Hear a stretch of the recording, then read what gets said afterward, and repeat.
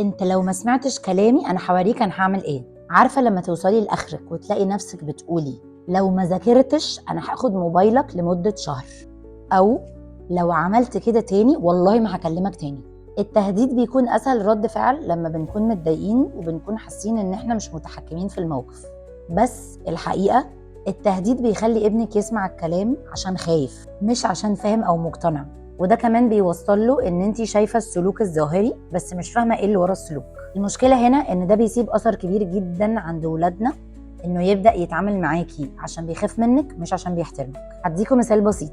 ام كانت دايما بتقول لابنها لو ما خلصتش الواجب بتاعك مش هتخرج بكره، فالولد بقى بيشتغل على الواجب وهو متوتر، وساعات كمان بيكذب وما يقولش الحقيقه ويقول لها انه خلص عشان يهرب من العقاب. طب ايه الحل؟ في الموقف ده بدل التهديد يكون فيه عواقب منطقيه، يعني نقول مثلا انا شايفه ان انت تعبان، نقدر نأجل الخروج لبعد ما تخلص، او نقدر نقول بص انت حر في قرارك بس الخروج بيكون بعد ما الواجب يخلص. ده بيبدأ يدي الابن حرية وإحساس بالمسؤولية وبيحافظ على العلاقة بتاعتنا ما بين بعض. فكري دايما ان علاقتك بابنك أهم من الفوز بالموقف.